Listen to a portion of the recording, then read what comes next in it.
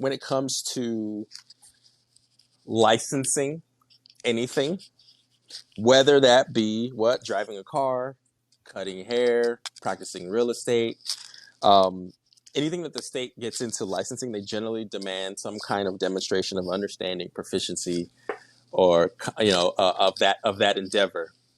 And for some reason, with the marital license, Interesting. there's no requirement for any such demonstration. So I think there's something to be said for the industry that results from people going into marriage effectively blind and not really understanding what it really entails, right?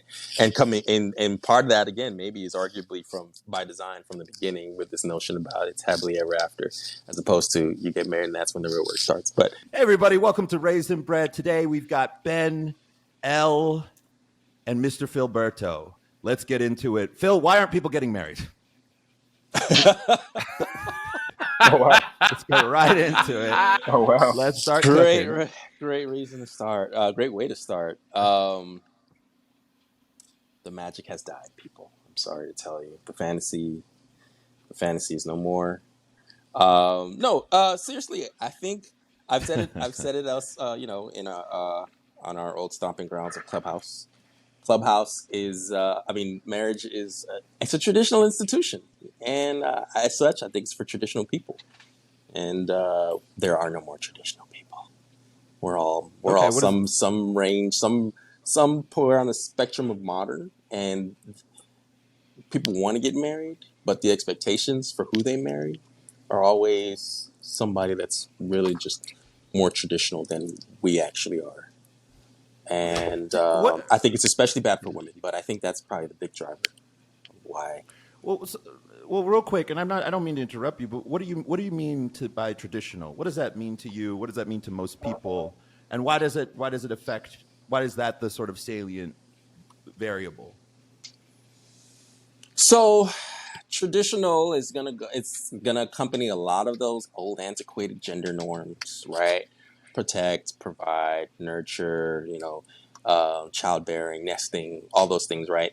That are typically assigned more to one gender than the other. And I think that our modern lifestyles don't really, in some respects, our modern lifestyles don't necessarily really leave space for the traditionality, if that a word. I may have made up a word, but that modern calls for. Thank you. So we're just not that. We're just not those people anymore, and that's okay too, right? Like, why do we have to be those people? So what is happening now, even when people actually do walk down the aisle and things like that, I don't think it should actually be called marriage. And I think we should probably call it a civil union or something more appropriate. But I don't, to me, marriage is that thing between a man and woman and God. It's a covenantal thing, not this contract BS we have with the state that is just more about extracting resources than the foundation for families. So not the contract narrative. Okay. No. So there's a religious foundation for your definition of marriage. Yes. For my definition, okay. That's it. Interesting. But I'm like I said, I'm antiquated. I'm just showing my age here, probably. No, you're not. I think that I see. Go on, Lazarus. Go on.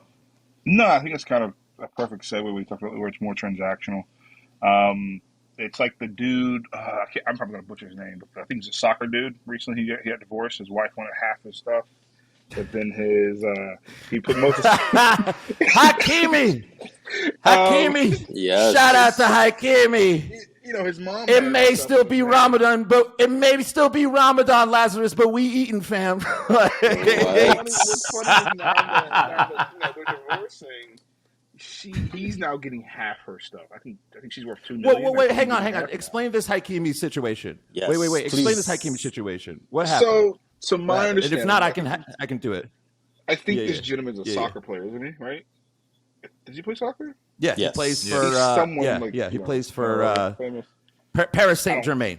I don't watch soccer, but I know about it. Yeah. Long story short, the dude's wife wants a divorce, and she wants half his stuff: the houses, the cars, the money. Little did she know, which is like genius, everything is in his mother's name. Everything. So he actually doesn't even have a network, from my understanding. Like he has a network, he has money, but like majority of stuff is all in his mother's name. And so what's finding out is that now because she filed for divorce, he's not going to be getting half of her stuff, whatever she has, not the other way around. So Right. I think Right. that's kind of interesting. To Phil's point, I think things are becoming more transactional, which is kind of interesting to me.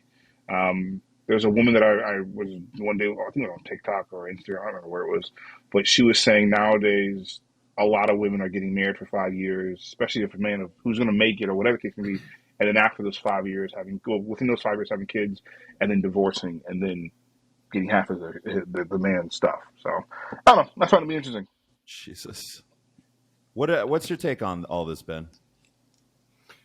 I identified in Phil's initial answer to the question where he talked about looking at we want in the other person more traditional values than what the typical person brings nowadays. And that really resonated because I think that speaks to the heart of the problem, which is a lot of people are looking to the other person as rather than to themselves. Like, and you know, this is easy for me to say as somebody who is on the brink of marriage, but it's like, right. I believe, looking back in retrospect, it wasn't like I said unto myself, you shall now be a husband. It was like, but something happened where I wanted to be a husband first, or I wanted a wife first, then I found one. It wasn't this idea of, and I think this speaks to it a lot, and I think a lot of this has to say the transactional aspect that you speak to, Lazarus, also goes in with the dating app thing. Like I've said this a long time about dating apps. I met my SO on a dating app, so I believe they can work, but you have to bring a lot to the table because, like, if we look at it from a callous perspective for a second, everything's a market and a product, right?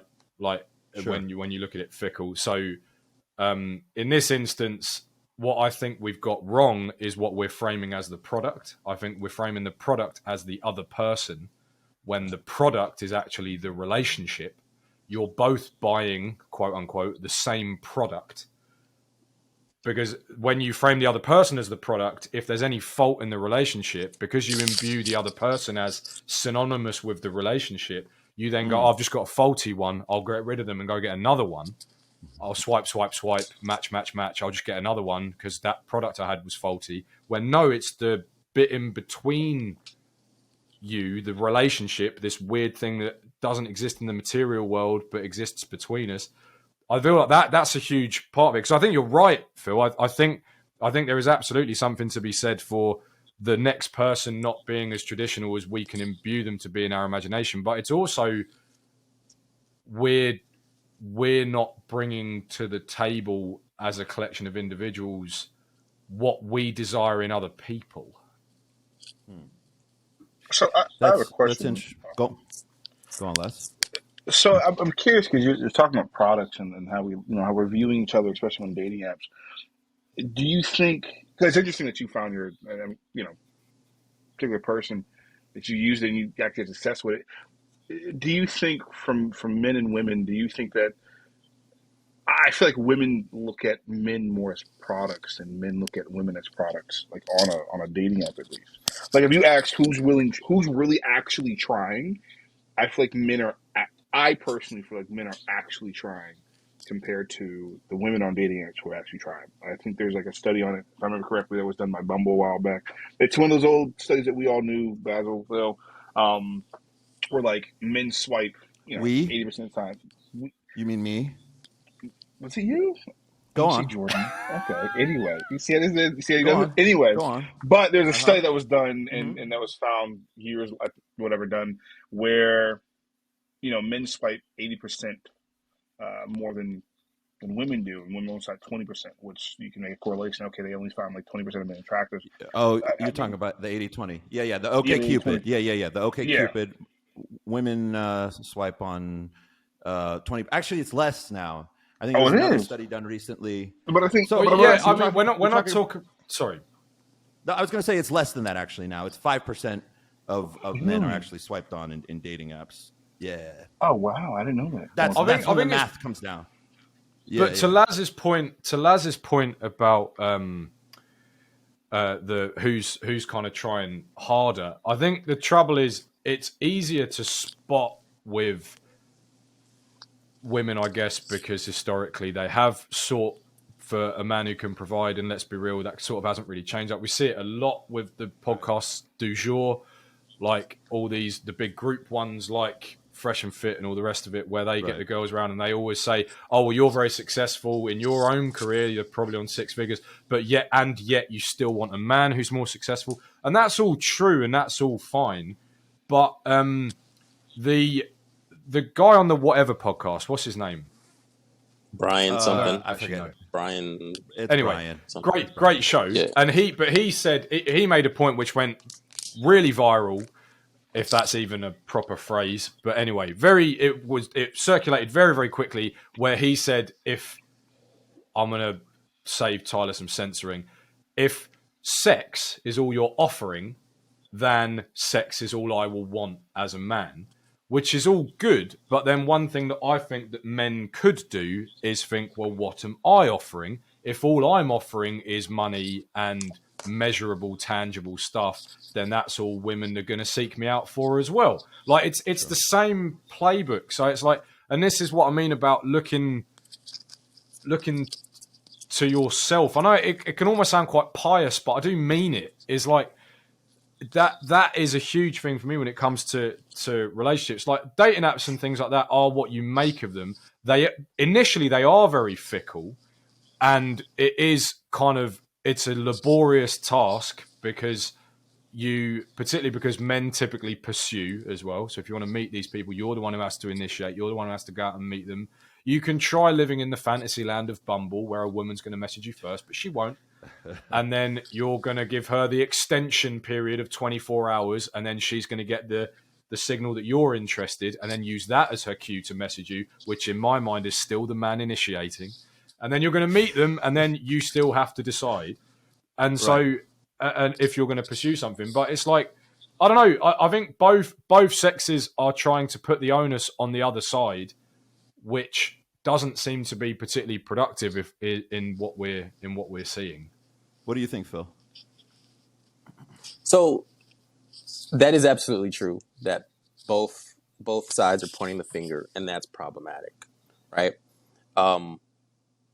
There are things that both sides could be doing differently, but I still find it tough to escape the simple fact that regardless of who the players are, the marital contract, which again is what it all boils down to now, still a contract. So What do you mean? There are things. So the marital contract, in as much as it really, again, I like to think of it more of a covenant, but to the extent that the state was involved in regulating it, right? Whenever a divorce was sought, you generally had to demonstrate, a few major egregious breaches of the marital contract, which, generally speaking, some kind of abandonment, abuse, adultery, etc. Right? And Right. so that was all prior to, was it 1967, I think, or 68 in California, where you first get no-fault divorce, which is now the law of the land in every state in the United States.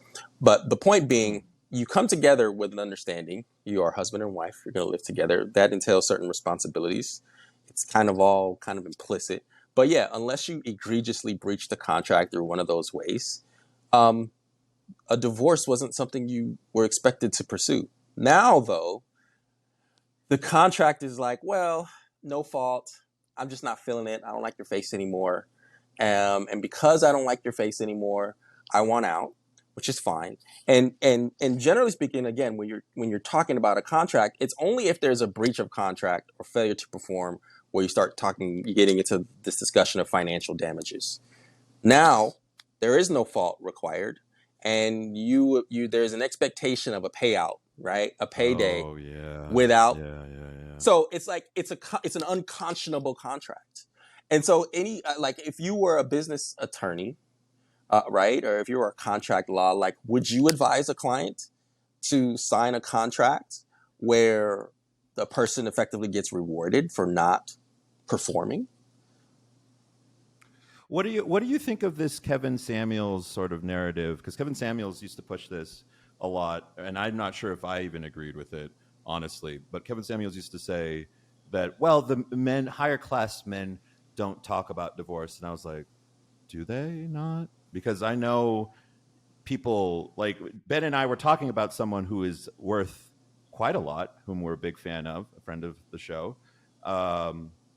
And he seems to express some caution towards marriage and divorce, and he's worth well into the 7+ figures. Mm. So I've always found that interesting. Why do you think they're? What do you think? Well, maybe it's because Kevin had a different market he was aiming for, but do you think that's true? Do you think men along sort of the socioeconomic lines up and down the chain are all concerned about divorce and understand this perspective that you're talking about? Well, I do think at a certain threshold, it's more acceptable. Maybe it's acceptable. Maybe it's a leverage Sure. position as far as asking for a prenuptial agreement, right? I would Sure. imagine if your friend is worth 7 figures. You said he is married. Did he get married with a prenuptial agreement? He was. He was married. He was. Oh, he's no longer married. Yeah. He's no longer married. Okay. Yeah. And he had a prenup. Yeah. He's. I don't know the details about whether he had a prenup or not. Okay. I don't think so because he's very old school. Okay. So, but he's well into the deep. I would wager he's more than 7 figures. Yeah. But he would never tell me. And does he have children? Yeah. He does. Okay. Yeah. So, yeah, it's interesting because the prenup is just one part of it, right? And then a lot of people say, a lot of women like to dismiss the concerns for a prenup for a man because it's like, well, you don't have anything anyway. So it's like, it's this real kind of dismissive thing, which is not the point. I may not have anything now, but whenever you decide you don't like my face anymore and you want to get divorced, I may have a lot then. And so it's really kind of a bogus point to lead from as far as why that gets dismissed. But something like, I think the numbers are, last I read, something like only 20% of women would be amenable to a prenup. But anyway, I think the real issue is bigger than that. If you're a man who has children and it's not necessarily the prenup or the financial position that is your biggest concern. It is whether there's a prenup or not. It's usually access to those children, and that's where it gets really egregious. Even didn't Brad and Angelina just finish their 6 years? I think their divorce was finalized 6 years ago, and they just finishing the custody stuff, and even that's not really fully done. So in any case, that's not even really that central to the initial issue of, again, the moral hazard around rewarding someone for effectively saying, look, we came together as husband and wife. We took these vows. You don't want to honor them anymore, but here you are wanting to leave the contract and you want to parachute. You want a payout for that. That doesn't make any sense. So yeah, there are men pointing the fingers at women and women pointing the fingers, and there's certain things that both sides are not necessarily bringing to and that's where I think the expectations for traditionalism come into play. But people want to reserve the option to exercise some kind of modern option, some option of modernity. They don't necessarily want all of the responsibilities that come with that traditional aspect, and that is, of course, a big disconnect. But it's still just a bad contract on top of that. So. Without filibustering too much, I think the issues are myriad with marriage today. Yeah. But some of those are very, very existential questions that I don't think the way marriage is administered here in the West, they figured out. I think they got to start rewriting some of these laws. What's your take, Ben? And then I want to hear from Lazarus. Yeah, I think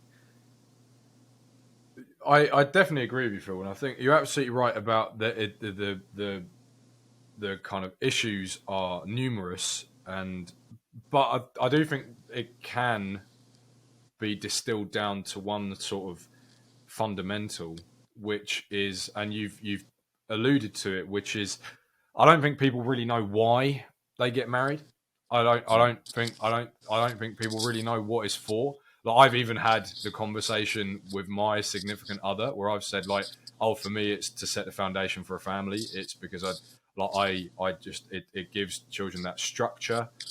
I have friends who have had children and then got married when their kids are a bit older, into double figures. And I'm there I'm sitting there, I'm convinced your kid feels better now that you've both all got, that everyone's got the same family name. I'm absolutely convinced. I'm thinking of one guy in particular, where it's like, goes to the airport and son has a different surname to mum. And so it's like, and now that's not a thing. And it's like, I bet you the son's more comfortable with that. Because like security asked, like, who is this child to you because of the different surname? And it's like, I've always, I don't know where it comes from in me. My parents are no longer together, but my dad had the same attitude. He was like, I don't want to have kids outside of wedlock. So maybe I'll get it from him. Maybe it is just lineage. But I don't think people establish why, because even then, like I've got a friend that I used to work with. She's been with a guy for her fella for years and years. They own a house together. And I asked her, like, oh, so are you thinking about getting married then? And she's like, oh, no, I wouldn't commit to that. So, wow, you basically already have, though. Like, you've done everything. Together. And it just, then that to me is somebody who just doesn't want to lift the drawbridge. Like, they need that exit route. They just want, they don't want to, like, cast off, They want to stay tethered somehow to whatever kind of exit route they like. And this is where I bring it back to the point of, I don't think people have established really why, and it can be different for different people, but why do they want to get married? What is it for? Beyond just a party, like, because there's a big thing that you see online sometimes about lots of women want to get married, but they don't necessarily want to be a wife. And I think there is a lot of truth to that. But I don't think that men get off the hook quite so easily. I think there are a lot of men who, I think it's the opposite problem. Men don't want to be husbands, but they don't want to get married either. Like with women, they want to get married, but not necessarily be a wife. With a man, it's just, I just won't go there anyway. So I'm curious, Lazarus, and I noticed you put on your glasses to fool people to thinking that you were smarter than what you actually are. Oh, wow. What do you think? See, Phil? He's doing it again. Mm-hmm. So, but I would ask. I hate this so much. Oh, you're doing this? Oh, wow. Revenge? At least I'm part of a boy band. 2006 emo kid. Anyway, whatever, you uncooked chicken nugget. We're the same color. No, we're not. And this started before we came on air. Did it? This is how. Look, what's happening now is what people are scared of. They feel like they're going to get into a relationship, just like Lazarus and mine, where we just make fun of each other.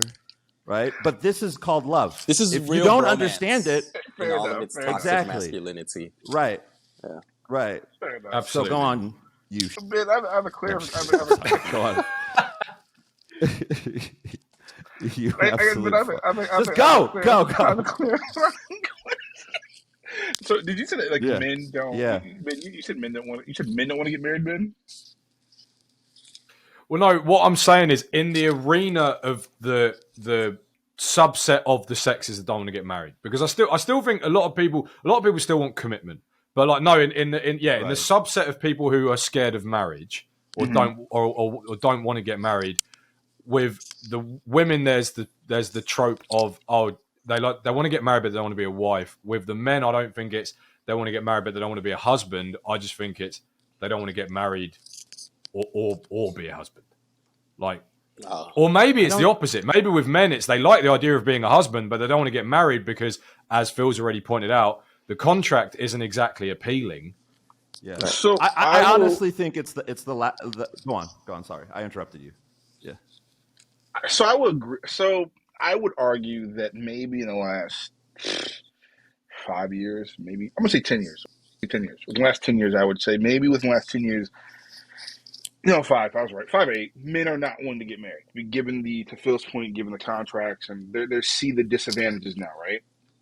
I will still argue most men would love and want to get married to that quote unquote particular woman they love, whatever. I think where the issue is now is, well, how do I pick the woman that does want to get married? I think there are women out there who say they want to be married, but then when it comes down to putting in that work, and same with men, I can agree that same with men, but I think it's easier for men to put in the work for a marriage, and I only say that because we have to obviously get down on one knee and ask you to marry us. It happens. Very rarely do you happen where it's the other way around. In terms of the opposite sex, right? I think that's where men are more or less afraid. I think nowadays, given the society and given everything men have seen, I think men are like, yeah, to your point, I don't want to get married anymore. And maybe to Phil's point, it is because of that. Well, definitely probably it's because it is to that contract part. It's disadvantage to us. So I don't know. I don't even know what to do on that level, because now it's when I guess my pass over to Baz would be, how do we prepare that next generation of men to get married? Is it even possible now? Because like I think there's a study that was read around that I read quite a while back, where like we're missing a generation, or we will be missing a generation of children because people aren't getting married. Yeah. So I mean, what do you think? Yeah. I mean, here's the thing. This is rough. This is rough. I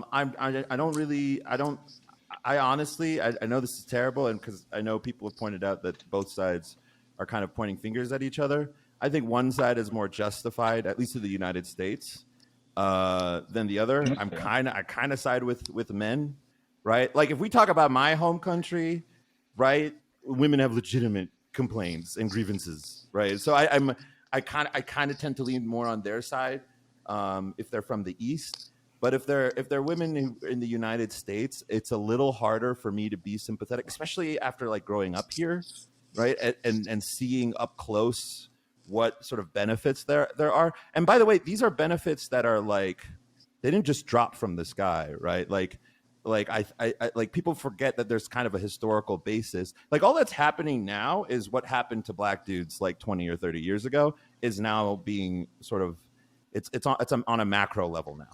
Right. Like I tend to look at black people as in terms of social problems in the United States as the canary in the coal mine in terms of what's going to happen next. So if I want to know what's going to happen next to America at large, I just need to go look at what's happening in the black community. Right. And so that's my sort of thoughts on that. Now, as to your question is where do people go next? Bro, I think I'm going to call it the Hakimi model. Like for real. Like I feel like that's the best way to go now. Is like you buy a bunch of crap, you own none of it. Your mama's name is. And by the way, shout out to Hakimi, but also you, because now you're letting in on white people like know what our secrets are. Like as Muslims, we're just like, hey, you exposing us right now. That's what we do. Like you can't let the whites know, bro. Like you're really fucking it up for the rest of us. But for real though, like because that is what we do. We're like, hey, we're just gonna sign everything in mama's name. Everything's gonna be in mama's name. And guess what? If you try, oh yeah, bro, my mom. That's the thing I don't get. Yeah. Bro, my mama was like, yeah, if you get married, we'll just have everything in my name. She knows the game. Like that's the difference, bro. Is like my Muslim mother was preparing me for what the landscape of marriage was going to be based on what she saw 20 years ago. See, but at least 20 years ago, at least your mother prepared you. Like my mother, I think with black women, I think they prepare their sons. You know, I guess I'm fortunate. I'm white, what some black people would say, because I have both my parents. Right? I don't think it's exclusive to black women. By the way, I think this is I think the phenomenon you're about to describe is an American one. Yeah. I also think. What I find interesting is, I don't know what I find interesting is because like who taught me everything was my because I saw my sisters and how they treated men, right? Growing up, I'm a baby of 4 girls. Then my grandmother is the one who told me. It's interesting that my grandmother was the one that said, "Yo, these women aren't." Both of them at that. These women are not. They're not like us. They're not like your mother. These aren't women you want to deal with. So it made me think like, oh, okay, interesting. And then you can get in the whole interracial marriage thing. It's like, oh, okay, well, do you go out? Do you stay in? And I know we've had 1,000 topics on this in Clubhouse to the point where it's probably done to death. But I found it to be interesting. Since you're saying that, like your Muslim mother knew how, like that's interesting. She knew it. For some reason, in the States, I don't know that that's interesting to me. I don't know that it matters in the States as far as like dating out interracially or anything. I think it's the game is the same regardless. It's kind of the American model of marriage, and it's it is. It's not. It doesn't seem sustainable for being a foundation for healthy families, but. But I think in addition in the Hakimi model, you could some people are doing trusts. if it's not your mom, Key model. I say love this. heaven forbid you don't have a mom to, get, you can get you form like a trust and kind of put all your belongings and stuff in there and maybe do all that prior to getting married so that it's no longer on the table. Of course, get your prenup, and then, there's a whole playbook, I'm sure, that's emerging now at Hey this point. Phil. I mean, yeah. I mean, Hey, that's Phil. what are you gonna say? What are you gonna say? Hey, What are I you was laughing thinking about? like all the women are now going to start asking, "Hey, does your mother own any of your stuff?" Yes, I'm crying. she does. but on that All point, of it. but Oh, on that point, like I think I agree with you, Baz. In the short term, I think maybe that is a solution because it will dissuade the opportunists from Yeah. marrying for leverage. But in the long term, I don't think it's going Who to be cares about legislative or that? political. Long I term? think, but I think What's it's going to that? be. I think it's going to. Yeah, it's almost as if I'm getting married. But Yeah. it's it's looking at. I think it's ethical because, to your point, Laz, the question that you asked, Baz, was, or one of them was, like, how do we prepare the sort of next generation of men, and how do you find a woman worth marrying? I do believe that something that is fundamental to that is, first and foremost, being a man worth marrying. Because one of the qualities I would argue of a man worth marrying is that you are able to spot within people who are and aren't worth marrying. Because and the reason I do keep bringing it back on, holding up the mirror and sort of focusing on yourself Sure. rather than everybody else Of course. is mainly it's because that's the bit that you can control. Correct. But then it's also like, even if then say your marriage does fail, and this is going to sound so wet, but if you know that you carried yourself to the utmost, because like for example, Chris Rock said it in his penultimate special, right, where he said like, if you're married in the room, if you're in a relationship in the room right now, I'm going to give you some advice: stop competing. Correct. And the thing is, and that wasn't even a joke. That was just words to live by. Like it was fantastic because it was really, it resonated. Like you could hear a pin drop in that room, like when he said those words, because it really hit people, and it was like, and it's basically the same thing but framed slightly differently. Stop focusing on the other person, because when you focus on the other person, like I'd say it's a cliche to say that scorekeeping is the death march of a relationship. Like if you're definitely one of the if you four start horsemen. keeping score, exactly. Yeah, but I don't see. Here's my only pushback on that. Though. Here's my only pushback on that is one, because I agree with you. The only person you can change is yourself, right? And so, I think that the answers that men are going to come to may not really sit well with most people. And what do you think those answers are? From what I've seen, there have been a couple of things, right? Like there are some men who don't want to marry. I mean, I say this all the time to my buddies. I'm like, I'd never buy local. I buy imports only. I would never buy a domestic ever, right? Like I'm not interested in buying domestic. Build quality is better. Yeah, the parts are expensive, Ben, but it's worth it. Warranty's normally pretty good. Yeah. Yeah, this is where we get great canceled. German engineering. Longer mileage, better mileage. That's already happened to me, bro. We're way past that. We're way past that. We're already way past that. Yeah. No, you just get more bang for your buck, figuratively and literally speaking. Oh yeah. So I think that's one thing. The other thing is you're just going to see dudes doing what they do now, which is just not. They're like, why would I compete? Like even if you take like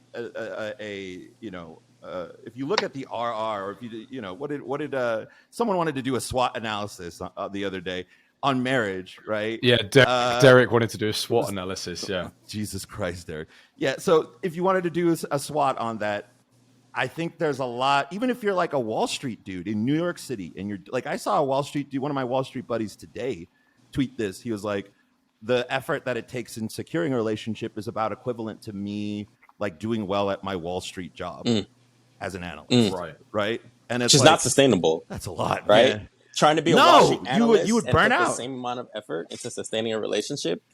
Pick a struggle, bro. Pick a struggle. That's Yeah. a But that, lot. but see, That's a lot.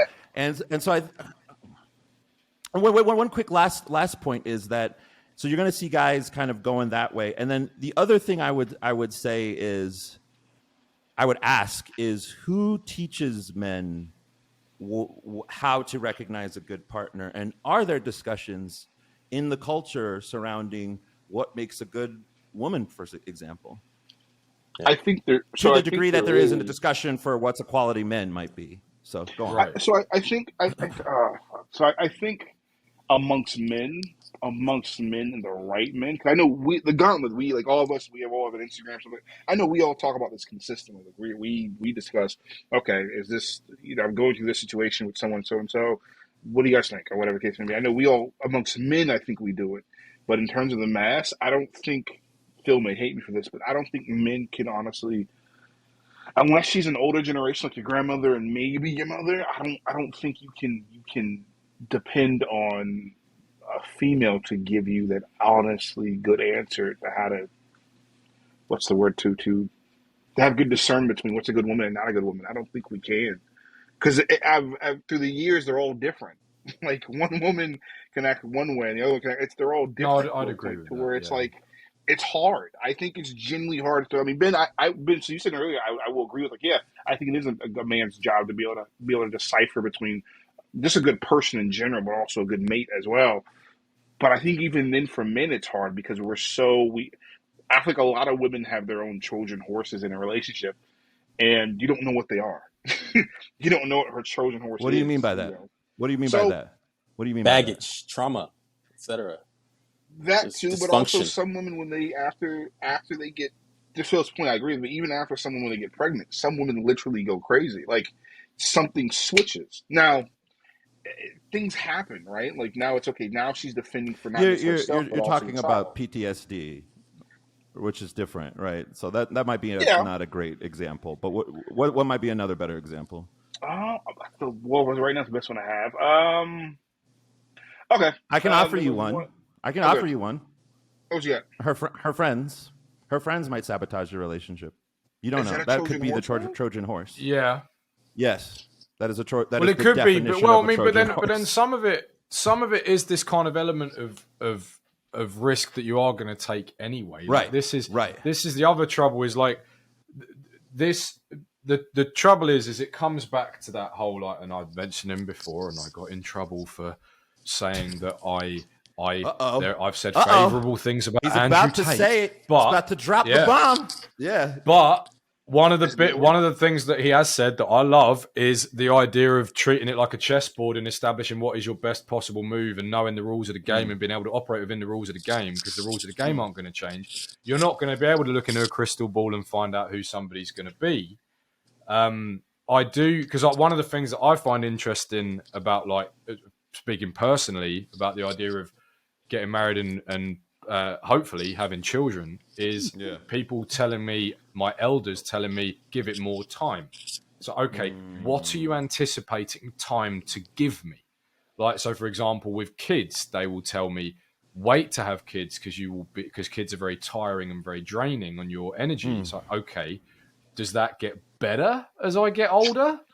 I don't think it I love Ben's does. face. So, and it's like, but then the trouble is they're then saying, like, they're then going, and when I say that to them, they then go like, well, no, but then what you need to do is, like, enjoy it while you're young. And it's like, but then what you're doing that way is setting yourself up for the fall, because you're then implying that what comes next is not going to be fun. And I don't believe that that's true. I believe that you can derive an immense amount of fun and pleasure and enjoyment from spending time with your kids. And it's like this, like, I remember speaking to a mate of mine, right? He's 20, or when we spoke about this, he was 23. And he was saying, like, oh yeah, my 20s are for fun and my 30s are for settling down and, like, getting serious. And it was like, okay, but do you understand that in that framing, you are covertly telling yourself that your 30s are not going to be fun, because you're saying that your 20s are for fun, which implies that then your 30s won't be. So you're implying that finding a mate and settling down is not going to be fun.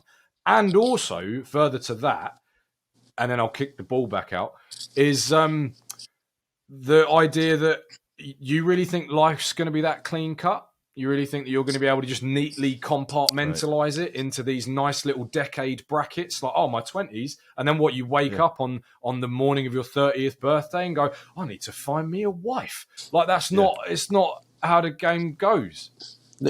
I'll say this real quick, and then I want to kick it to Phil. As someone in his early 30s, it's not as fun. Go on, Phil. Ben, are me and you the youngest here, Ben? I think me and you are the youngest here, right? You're a child, Lazarus. You are the youngest. How old are you, Laz? Mother. Wait, Laz, how old are you? He's like 25. I'm 27, Mama like Bicho. It's something ridiculous. I'm 27. Oh, I'm 27. What did you go through puberty? Adorable. What happened there? Adorable. Well, you still got the wet in your mother's womb in your head. All right, Phil. In go my on. head? Just because. Wait, Listen. Ben, how old are you, Ben? I'm 27. What? And he's about to get married. How does that make you feel? Phil, go. Listen. Wait, you're not. Yeah, go quick, Phil. You know, quick. I'm actually so curious. Was this another episode where you guys had this SWOT analysis done? Or was it actually done, or was it just proposed? That was last- that was we had the our last last episode. That was our Okay, last so it was one. actually done. Yeah. And what were like some of the high level findings Yeah. of the analysis? This wasn't on relationships. This is on something very different. We're going to leave that reference to that podcast in the hope that this one might be circulated a bit wider by the algorithm, because God knows that last one's not going to be. Okay. So, Gotcha. What the hell happened? I really like this. Wait, why was I not invited? You were there, you idiot. All right, go on. it rhymes Okay, with. never mind. Do you see, Phil? Do you see? And people are like, you're so mean to Lazarus, and I'm like, did you see what he asks? Did you see the questions he asks? Because me sometimes? Phil, he When said did the this last happen? podcast. You were right That next could to be, me. That could be the one You that were just right aired. next That to could me. be. I mean, come on, Phil. Like, I don't know. Like, it could be. I just show up. I show up. That's all I do. I just show up. You know, We're showing the audience too much behind the curtain. This is a slick. I'm fine with it. I'm a slick fine with so it. let me ask you this though, because That's right. I don't know if it Go will on, help go on, to Phil. maybe kind of piggyback off of your. I don't want to go too many of your details, Ben, but one of the reasons you want to get married is you want to have a strong foundation for a family, which is, I guess, one of the top reasons to be married as a man. Would you say that's your primary reason, or is that your only reason? If so, because I forget who said it on the app. It might have been dare I say the other hodl that was talking about the five key outcomes of marriage. Like, what are the 5 key outcomes that you want out of getting married? Certainly not an exercise routine. Go on. Leave that in, Tyler. Go on. Go on. Okay. I would certainly say, to answer your initial question, yes, it is one of the primary reasons. It is central for me. That I would say that there is a covenantal quality to it. Just personally, that is something that I want to substantiate it. I want to substantiate my relationship. I believe it comes. I know that I will feel very proud to be able to call somebody my wife and be able to say that I am their husband. I do believe that those words carry a lot of weight. There is a reason that they carry with them a degree of respect. For example, it's crazy when I speak to older friends, like guys who are into their 40s. Like, there's a guy that I worked with, and he insisted on calling his girlfriend his partner because he was like, I feel like I'm too old. Right. But his justification was, I feel like, he was 42, 43, something like that. And he was like, I feel like I'm too old to have a girlfriend. So I'd call her my partner. And it's like, interesting. So you believe, but it's also, I suppose another reason is I'm lucky in that, like we're talking about with grandparents, right? So my grandparents, one set of grandparents, they were married 65 years. And they were together a long time. And what I find interesting is that when you speak to people my age, mine and Laz's age, they will very often go, and I tell them about my grandparents, they will go in that really annoying Gen Z way, oh my God, that's so goals, that's relationship goals, without putting into context that means you have to kind of start early and sustain it. But what's interesting is they all look upon that as aspirational, and yet don't seem to want. They recognize it as aspirational, but for some reason don't want to replicate it. So I don't know what. I'm curious to know, what were these 5 No, I think outcomes there of wasn't a marriage? specific 5. He was just saying that you should know what your top 5 are. So I think they're unique to each man. Oh, And this right. just goes to the question that Lazarus was asking, because it's like, what do we teach men? How do we keep this thing going, right? Because I do think there's something to be Right. said Yeah. for the fact that there's already, at least in the United States, right? What was the Pew Research numbers about fatherlessness? Something like 23%, like ridiculous. Not good. Yeah. Orders of multitude higher than the world average was like 7%, single digits. So we're already not seeing it, but now where the contract really doesn't make sense, I think you're going to get a habit to where, all the demographic concerns about birth rate and everything, like it's just going to get even worse, because it will no longer even really be part of the cultural memory to the same degree that people even got married, right? So in many respects, when you're asked that question of why do you want to be married, for some people, it's just like they think that it's the thing to do. They saw their parents do it. And that should not be enough, but that is one of the things that sustains marriage, right? As a habit, as a thing for people to do. Now, when you don't, if the conditions for marriage don't get better anytime soon, I think we'll get to a point where it's just by the default, it's just not something that we do. Unfortunately, I'm not really a demographer. I'm like low key armchair demographics with this one, but like I think that this is something that people need to be really concerned about. And I think it's interesting because I think one of the things I think you spoke about, which was that sometimes somebody said that your friends might somehow sabotage the relationship, whether knowingly or not. I think what happens more often than not is family does. And it's not necessarily that family is always trying to sabotage the relationship, but sometimes, there's a biblical principle. It's much worse. It's effortless, right? But there's a biblical principle that a man shall leave his father and mother and cleave to his wife, right? And people somehow mistakenly think that only applies to men. But I think that both men and women have to be willing to kind of leave everything that they know from their kind of family of origin and start your new thing with your spouse. Right. And I think there's a lot of people, when you start talking about irreconcilable differences, some of the things that are irreconcilable differences are as petty as, well, this is what we did in my family of origin. And so now that you and I come, okay, you squeeze the toothpaste from the end of the tube, I squeeze the toothpaste from the middle of the tube, our families of origin did it differently, and we're like locked in this mortal battle of, you know what I mean? Of like, this is the right way to do it. And these are the things, these are like the building blocks of the irreconcilable differences that unfortunately ultimately can lead to the demise of a marriage. And it maybe is a bit, it's a bit hyperbolic because it's kind of so trivial, but a lot of things are just really a function of, this is the tradition that you're used to and it clashes with the tradition that I'm used to, right? So no reconciliation, resentment. That's what I'm hearing. Yeah, I think there's either a resentment or there's a power struggle. Yeah, absolutely, that is at play. And I think that additionally, if, for example, right, one of the things you want is to put the foundation for a family. I actually think, and I actually kind of base this on my time in corporate America, I actually think there's a parallel between marriage and like a merger situation. And I'm reminded of having worked for one of the subsidiaries of Bank of America. So I guess in 2008, with the crisis, Bank of America ended up buying Countrywide. And I think I started working for Countrywide. Yes. I was working for Bank of America, but my paychecks were still being issued by Countrywide. I was in the old Countrywide corporate headquarters. In 2012 is when I first started working there. So mind you, Bank of America buys them in 2008. I'm working for them in 2012. And it's not until 2013, right before I leave in 2014, that the checks start to be issued by Bank of America. So what that tells you is that even in a merger context, which Bank of America became Bank of America because they have a history of mergers, these types of transactions. So these should have been very routine for them, but it still takes, there's like a seasoning period. You have to integrate culture. You have to integrate, again, you have to align, right? This cleaving thing doesn't happen overnight. And so if you want to start the foundation for a family, I think you should expect to be married, husband and wife, with the potential mother of your children for at least probably 5 years before you start bringing children into the world. Because for the reasons we're talking about with the fatherlessness, right? What's going to give those children the best outcomes is if that mother and that father have the best foundation.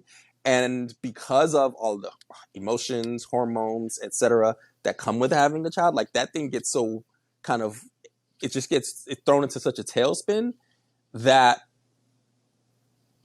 it can disrupt any of that cohesion that should be happening before you bring children into the picture, right? So are you saying, Yeah. so this is your go ahead for me to just date an 18-year-old? It's fine, because by the time we get married, by the time we have kids, she's gonna I'm be not saying 28 anyways, 18. right? I'm not saying So 18. Don't I go Phil, think too. that's what I heard. That's what I heard. Phil, That's what you I know, if heard. you said No, this, but That's then what I there's heard. the other. Go on. I think there's a point of miss. To your point again, Phil. I feel like there's you're knocking on the door of another thing that I think is sort of central to the issue surrounding the apprehension of marriage, which is, well, not even the apprehension, the kind of the confusion around it and how it's sort of, it's not grounded. People misframe it completely. Like so many people, like if I speak to people my age, like marriage is and this is why I view the family thing as being important, is what it does when you center the marriage around the foundation of a family is it centers the marriage, or it positions the marriage as the establishment. Because I feel like so many of these people who just think it's the next step. We've been together a while. Let's blow a load of money on a wedding. And the problem with that is it's like what they're doing then is they're treating it like it's the completion. Like, oh yeah, story mode's done. Now I can go into free roam. It's like, no, this is the start of the game. The start of the game is marriage. Like when you look at, if you take it right back to deep Orthodox religion, where it's like no sex before marriage. That was the idea that you're actually free to have as much sex as you like beyond this threshold within these confines. You are actually free. You can have as much sex as you like, just with one person, and it's called a marriage. And it's like, and that is, it's not, that is still a freedom, but it's within a framework, and it's the same thing. But the big thing for me is the misframing it as the end point, when no, it's the starting point. That's something I think that people don't speak to a lot at all. There's a whole like fantasy, right? And we start from a young age with this one, with regards to the fairy tales, right? Happily ever after. They got married and they live happily ever after, which is exactly to your point. It kind of conditions us to arrive at marriage with the expectation that we did it. Like that was the culmination. It's the culmination of the love story, and like the rest, we should just be in cruise control. Right. When the reality is more so, to your point, that they got married, and that's when the real work begins, because there's all those dysfunctions and there's those traumas and all those things, the Trojan horsing, right? That inevitably happens with all of us, right? None of us comes to marriage, or none of us even finishes life fully formed, right? So those things all have to be worked out, but then working them out together, there's a volatility, right? There's the collision, there's the culture clash again of our respective households and traditions that we grew up from. And then you add kids in the mix, right? And you're not sleeping for 4 months straight until they're sleeping through the night, and you're tired and you're hungry and you're angry and you're lonely, and hormones and everything are doing what they do. And life is lifing, right? That's not adding any financial stress. That's not adding recession. That's not adding whatever, right? So you really start to appreciate how volatile this whole combustion, this whole mixture is, right? And when you appreciate that, hey, it doesn't even really start. I just think we just need to be honest with people that, look, marriage is hard, and it should be hard. And we should look at marriage. I think this notion of happily ever after, you should liken it to kind of like your retirement. Retirement is something you get to enjoy after like 30 years of putting in the work day in, day out. You don't want to do it, right? And you're also saving, right? And the market's doing what it does day in, day out. It goes up and down. Right. And there's a lot of down days, but the overall trend is up and to the right. And eventually it gets to a place where you can cruise. And when people, and even when men and women, they look at marriages, they look at the people who've been married 30, 40, 50 years, and that's what they say they want.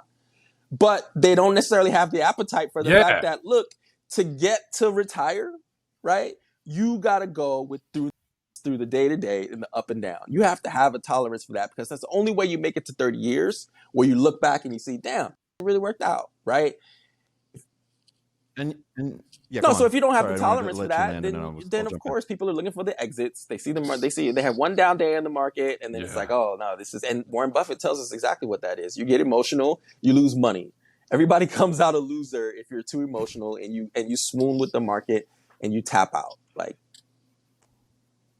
And you can see this reflected in pop culture, I think. I mean, pop culture is honestly the biggest perpetrator, I think one of the biggest perpetrators of this expectation, right? You see the story of ending in happily ever after, but rarely do you see movies about what happens after happily ever after, because that's not as fun. What's fun is the the chase, so to speak, the charm, the struggle, to get to get, quote unquote, get the gal or get the person, whomever it is, right? Whatever your thing is.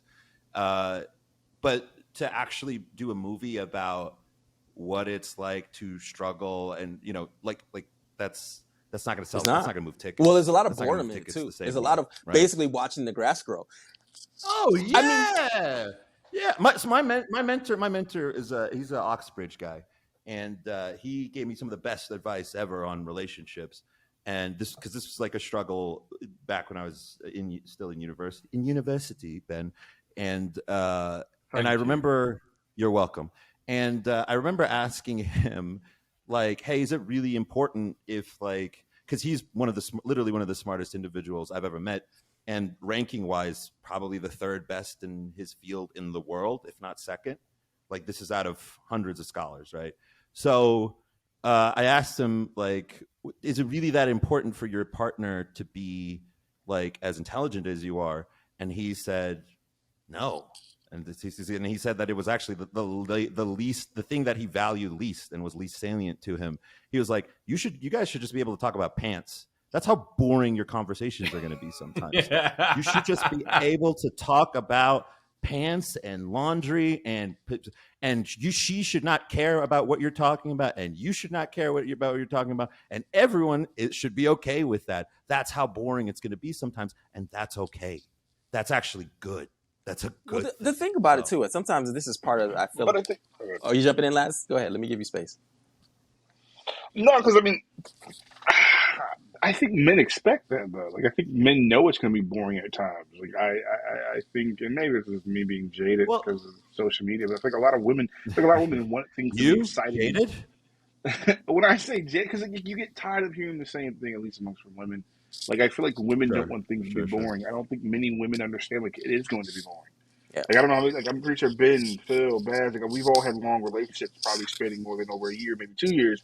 And I'm pretty sure we all had like maybe 5 years, 6 years. I'm pretty sure we all had like a woman at one point say, "Babe, I'm bored. Let's go do something." You're just like, "What? Do you, like we like what do you want to go do?" Like, you know what I'm saying? Like, I'm kind of happy here. Well, no, you're right, because that's a very. Do you know what? I'm in an iron about whether to say this, but I'm going to say it because I love her very much, and I'd like these words to be immortalised on a podcast. Like my granny said to me, she was married to my grandpa for 65 years, I believe. Shout out to Ben's grandma. She said, she's awesome. And loads of kids, loads of grandkids. And I said, because one of the things that I actually like, I feel like a lot of ladies, my beloved, she does this thing where she finds old people cute. You know that thing that like they do, like they see an old couple holding hands, and they go like, ah, and I just find it really patronising. I'm like, shut up. It's not they have lived so much more life than us. Don't patronise them. And I was saying this to my granny. I was saying, don't you find it really patronising, Granny, when young people call old people cute? And she doesn't swear, but she is a traditional lady. She does not swear. And she said, "You young people don't know the fucking half of it." And I really liked that, because then she went on to say, but it was really incredible because she went on, and she's not a ranter. She's a very not us, mild-mannered, sweet-natured person. But she went off on this little tirade where she was there and she was going like, "You don't know the hardship, the argument, the boredom, the toughness." I can't, like, loads of adjectives or loads of words, right? Just you don't know you don't know the difficulty, you don't know the negotiation, you don't know the tears, you don't know the rage. But then on top of that, she also said, but you also don't know the joy, the love, the happiness, the pleasure, the fulfillment, because you young people don't stick around long enough to find out. And that will never leave me.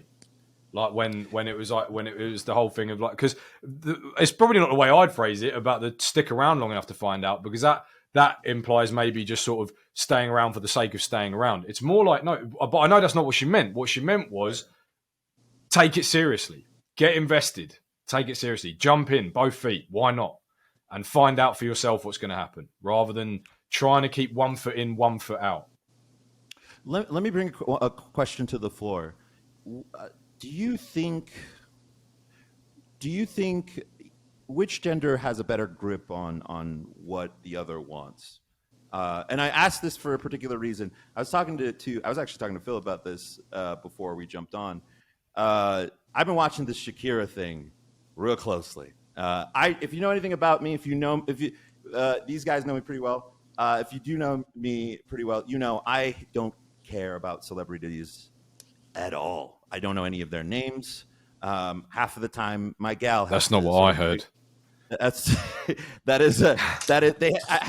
People have to be explained to me all the time. Like, this is blah blah blah, and I'm like, I don't know who that is. I'm sorry, I don't follow C-list black celebrities. I don't follow C-list any celebrities. So, which is usually what usually comes up in the gauntlet in the group chat. Like, isn't this girl pretty? I don't know who that is.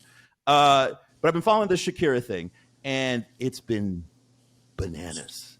She is hilarious, and I don't think she is doing it in an intentional way. Why is that? I'll paint the picture. Shakira gets married to this guy named Gerard, I think Piqué. Piqué, yeah. Okay. Piqué. Yeah, he's a brilliant defender. Honestly, he might be one of the greatest defenders of all time. Great player. He marries this. He leaves Shakira for, I think it was like a 22-year-old or very young gal.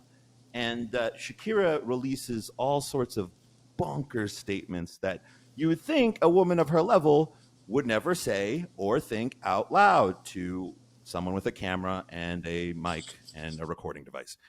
She says, what does she say? She says, you traded a Rolex for a Casio, is one of the things she says about his new partner, to which Gerard responds by securing a sponsorship from Casio, which I thought was hilarious.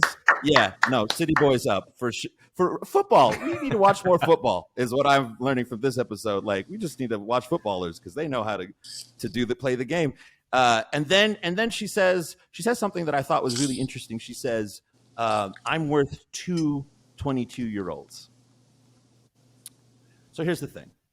This is not me commenting on Shakira's worth as a person in any way, shape, or form. But do you know what men like way more than one nearly 50-year-old woman? Two 22-year-olds. That's correct. Two actual 22-year-olds. Yeah. So it just seemed, when she said that, it seemed like so out of touch that I didn't even really know. Like, even the phrasing, like, well, I'm a Rolex and you're a Casio. It's like, you're objectifying yourself. Like, no one's that's one of the weird things about women is like don't objectify us, we'll objectify ourselves. That's a whole weird angle. But then the other weird angle for me is like, you really don't understand what this man values, because, by the way, you're Shakira and you're still gorgeous, right? You're 46, right. You're still beautiful, but you've misunderstood fundamentally at some level what this man wants, because he's taken everything you've thrown and made either money off of it or mocked it, or you've embarrassed yourself. And that's just weird for me to see that in someone who's like one of the greatest stars in Latin history. And I've always wondered about that. Like, why is that? What's going on there, do you think, Phil? Phil, I'll throw to you first. Listen, I think the short answer is I don't think women understand men at all. I think there's a general disregard for what men care about and what makes men happy.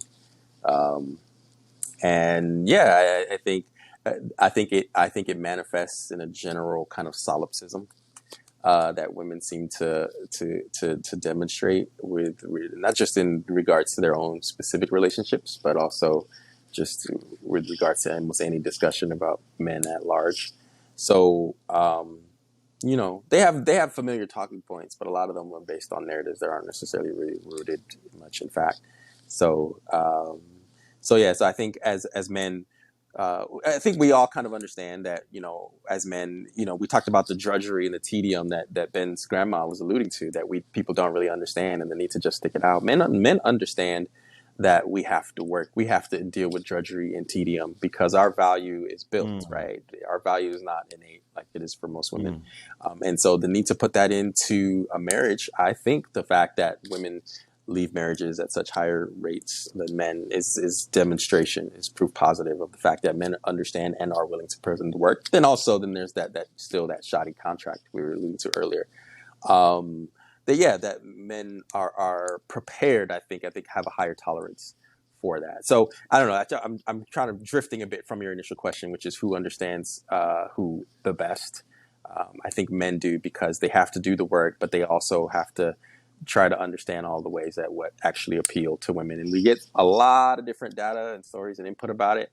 But we go through the trial and error of hitting our heads against the wall for. Interesting take. It lines up with the data that shows most Democrats are women, and most people who lean conservative or are moderate are men, and most Democrats don't understand the points of moderates and Republicans, and yet Republicans and moderates seem to understand the points of Democrats. So it would line up with the data. Slide that one in there. Nice. Well done. Nailed. Just take that. Lazarus, I'll throw to you.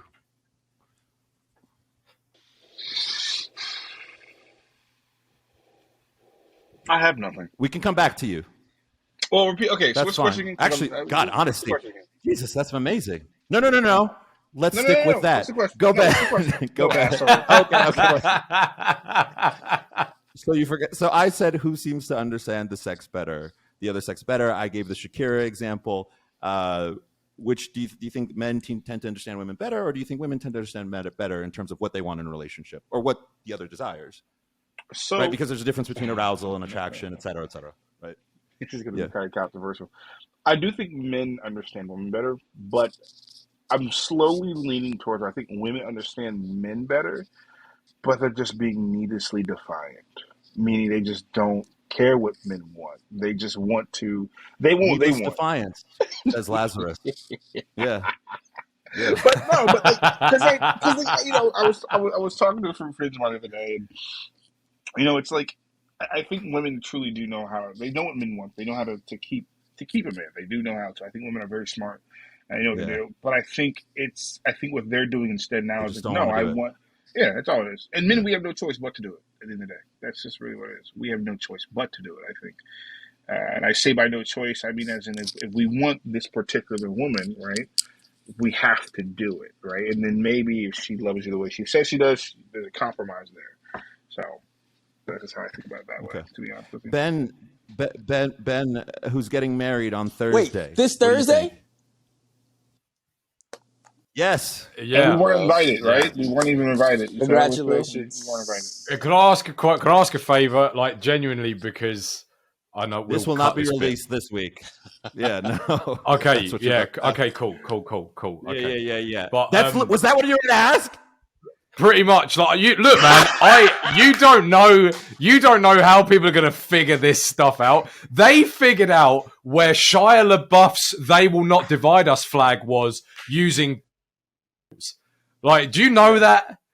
Do you know that they saw airliners flying? Do you remember Shia LaBeouf's "They Will Not Divide Us" flag, right? And because the first one where it was the camera, they found the camera and put like a photo of Pepe or something in front of it. Yeah. And then what he did instead was he then put a flag up instead that said "They Will Not Divide Us" on it, and had a camera feed. Yeah. And then they found that flag and wound it down, and then wound up a flag with Pepe on it.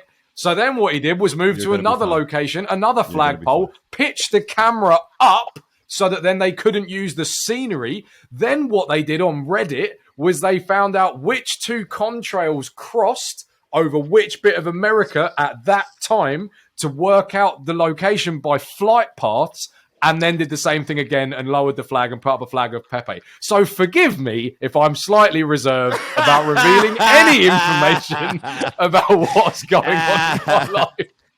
No one wants to know, yeah. I'm definitely giving our podcast far more grandeur than it deserves, but Raisin Bread, I love you. But anyway, Yeah. I think I would say that it is men, but I would like to add some sort of nuance to it, I suppose. I think Phil summed it up quite nicely, which is because the idea of banging your head against the wall. Like, I do think that, but then that this can be the problem, right? Is men will learn how to charm a woman into bed because that's what you spend your adolescence doing and failing at a lot. So you approach Speak women for and yourself. I Keep certainly going, go will. on. I As a certainly whole. will. And it was like, and so like I didn't, I had no idea, but you incrementally learn slightly, maybe 0.01% improvements each time. But then equally like that, if we're taking that example, then the trouble is it's the question there being is what do you learn? Now, the reason why I would say that leads to men maybe knowing more about the opposite sex than women do about men is because a woman learns that if she goes on a night out and dresses in a provocative enough manner, she's going to get some degree of attention. Sure. A man has to at least make the initial approach in order to cross that threshold, right? So, but like even then, the reason why I want to add this nuance is I think that going by that alone, what we're actually establishing is that the quality of information that both sexes decipher is very, very low. But nevertheless, I would still say that even based off that crude example, men do know more because they have the incentive to find out. Should we add on though that with Fair someone enough. like Shakira, once you're pedestalized to a certain degree, I mean, there's just a general kind of obliviousness, an aloofness, whether you're a man or a woman. With her, Yeah. here's my thing. With Whether you're a man thing, or a woman, yes, agreed. That's agreed. true. That's true.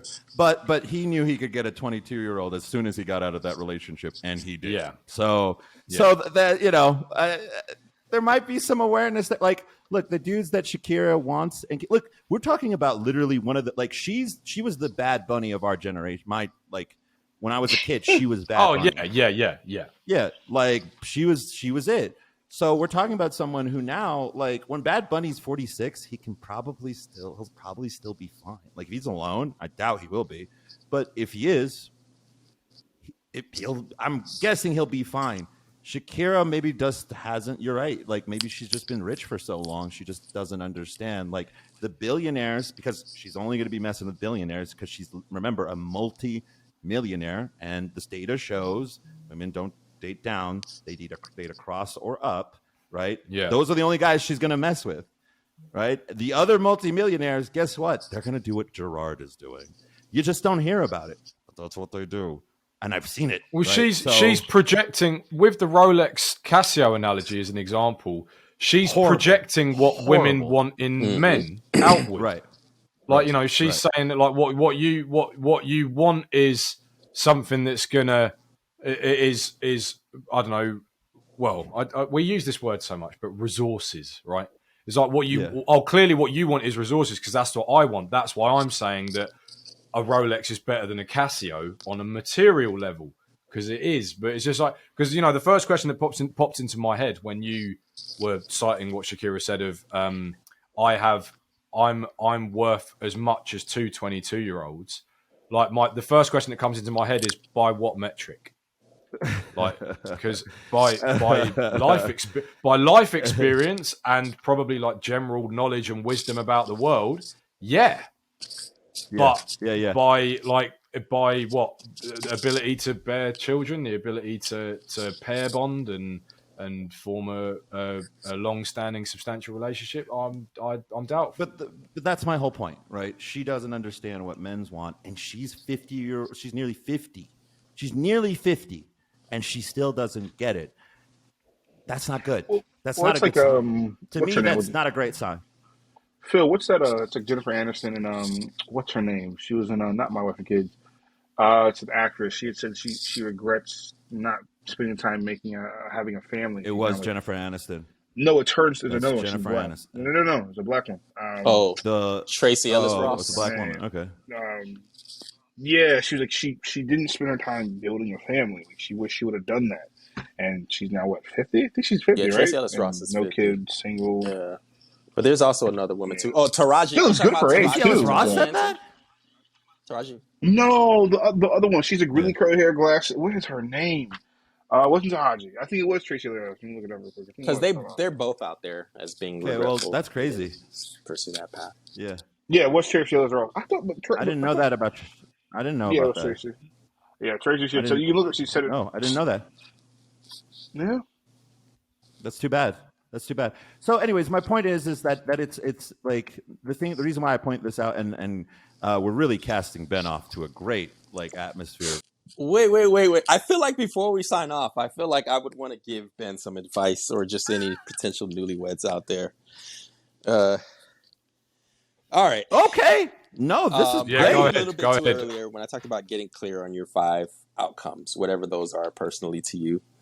Avail yourself of anything out there. I've always been suspicious about this, and this is why I really kind of go hard the way I do about marriage through the state, contract marriage, etc. I think it's very suspicious, and I don't know if it's the same way in the UK, but I think it's very suspicious that when it comes to licensing anything, whether that be driving a car, cutting hair, practicing real estate, anything that the state gets into licensing, they generally demand some kind of demonstration of understanding, proficiency, or of that endeavor. And for some reason, with the marital license, there's no requirement for any such demonstration. So I think there's something to be said for the industry that results from people going into marriage effectively blind and not really understanding what it really entails, right?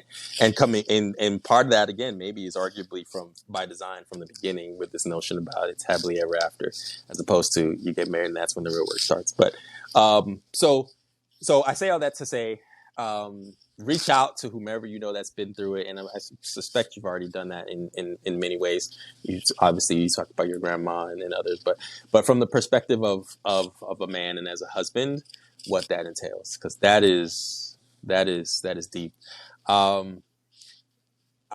Deuteronomy 24:5. I don't know necessarily how religiously inclined you are or what, but I think that's an interesting. That's an interesting bit of wisdom for me that I kind of stumbled across after after my own marriage was dissolving, which is whatever it is, what it is. But I think it's interesting because it suggests that that as a man, you kind of want to have enough capacity to kind of clear out what's in front of you, whatever demands, to be able to pour it into that marriage, and building in the conditions for what I talked about before, that marriage, that cohesion, that cultural alignment, all those things that need to happen for your marriage to be successful. That could actually spark a whole 10-minute soapbox. So I'll just let you come back to that. Well, you can always come back, Phil. You can always come back. Yeah, I was going to say, it looks like you're going to have to come back for another episode, because this has been so fun. This is the real thing, and this is the thing that Lazarus asked really earlier about what we should be. I wish I would have known, for instance, prior to getting married. And so that's probably a whole separate recording. So anyway, for the quick and dirty, high level Cliff Notes version, get clear on your five key outcomes. And you're already the bigger part, which is that's when the real work begins, and it sounds like you're prepared for that potentiality. Just make sure she's as prepared as you are. I don't know again what your timeline is for kids, or if they're on the way or what or not, but man, just congratulations. I still believe in marriage for all of the ways in which I might sound pessimistic about it. I think it makes men out of us. So just know that there's a lot more context behind some of the high level things I might say. But yeah, man, congratulations. Proud of you. I'm sure if we were around, we would all three of us would crash the wedding and turn up with your bridesmaids. But correct. Speak for yourself. Correct. Speak for yourself. No, I would go. I would crash it. But so Phil was rated the biggest hoe. Wait, Lazarus. I just want to say this just quick. Yes, I would. Already a huge fan of me, Phil. So that would definitely. Wait, we need That to would beep her definitely name out. We Sorry. need to Oh my beep God. her name out. Well, here's the thing. You're going to have to look over material because, Tyler is just going to be like, seems fine to me. Release to the world. So you can look at, so you're going to have to look it over. Love you, Tyler. We love you, Tyler. We do love you. We do love you. But, so that is going to happen. Thank you so much, Phil. And shout out to Ben, Mazel Tov, and all that stuff. This has been the Fresh and Fitter podcast, I guess. I like that better. Thanks for listening to Raisin Bread, everybody. Check us out, some of our other videos on YouTube. Also, hit us up on Spotify as well. All our episodes are uploaded on Spotify if you want to listen on the go. Thank you very much for watching. We look forward to seeing you in the next episode. Thank you. You'll find Phil's Instagram in the box. Bye.